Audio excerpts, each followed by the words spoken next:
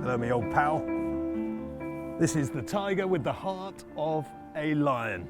Tiger Roll. He's by Authorised, a Derby winner, and Godolphin bought him as a foal for 70 grand. But Godolphin didn't want him in the end, and he went to Nigel Hawke, sold for just 10 grand. Won a little hurdle race at Market Raisin, and the Jigginstown Empire came in and said, you know what, we'll give 80k for him and see if we can win a big juvenile event. And they did. They won the Triumph Hurdle. But for a little horse, he's just 15.2, 15.3. The Triumph Hurdle wasn't going to be it for this boy. Oh no.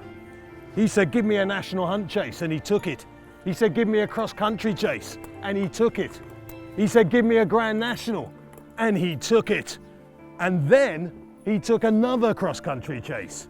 And now he wants 2 Grand Nationals, because this little Tiger wants to do what Red Run did in the 70s. He wants to make racing history. He wants to become a legend of the turf. Whatever he does, for most of us, he's already a pocket-sized legend. Gordon, Tiger just seems a bit of a freak. Everything he almost does shouldn't be happening. Yeah, he's definitely a little bit different, Matt. So he is, you know, he's definitely came a different route to winning a Grand National. You know, from a Triumph Hurdle to a 4-mile chase to a cross-country race to an English National, and to be going back for a second National is something else. We probably about 10 runners in the National, 10 or 12 runners, and every one of them probably look like a big Grand National horses out from Tiger Roll. He looks like something you should see going around the Curragh in a flat race, but he's got the engine and he knows how to win, and he's brilliant. History has it, Gordon, that after he won the National Hunt Chase, you said to the O'Learys, next season we'll go cross-country, Grand National, and that plan absolutely panned out. Yeah, listen, it worked out great. Doesn't always work out, as you know, Matt, but thankfully the horse didn't let us down. And we're going back now for our second cross-country race is done, and our second Grand National we're going for now. It'll be great.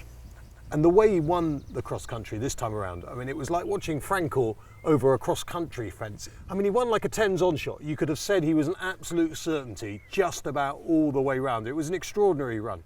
Yeah, he was awesome, so he was. But listen, we're under no illusion. Like, we're going back for a second Grand National. He's carrying 5 or 6 pound higher.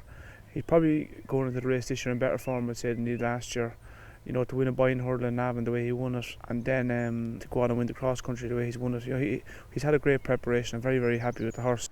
I kind of knew heading for the back for the big screen the last day. I think it's like you've maybe 8 or 9 left to jump, and I knew he was going so well. I just kept saying, just sit here now and just get him over all these. I knew that's all I had to do, and like that feeling I got from coming onto the racecourse proper and down to the second last, and it was just like he was literally after starting off, he just took off like a rocket, you know.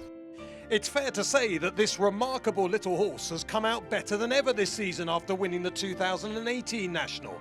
But what is it about this Tiger's character that makes him so different to other horses? He is small in size, but he doesn't ride small. When you're actually on him, he rides like a big horse, and you know, he grows like with the crowds, and when he gets to Cheltenham and them places, he actually grows, you know.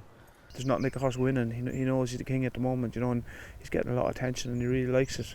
I suppose the one thing I would say is maybe putting blinkers on him this year. He looks a different horse. He looked a lot sharper in Navan and the Buying, and he looked a lot sharper in the cross-country race.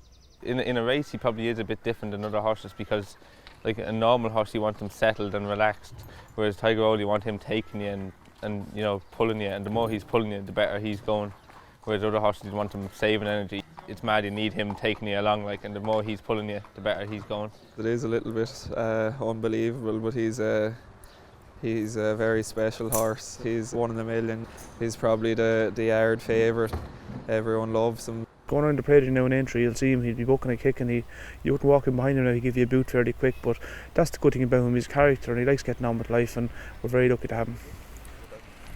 Yeah. Okay.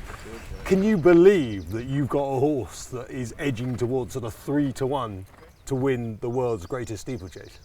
Listen, it's nice to have it, Matt, but I'm a realist, and I know I wouldn't like to be backing a horse at 3-1 to get around in the Grand National, never mind to win the race, but the one worry I'd have is the 40 horses around you.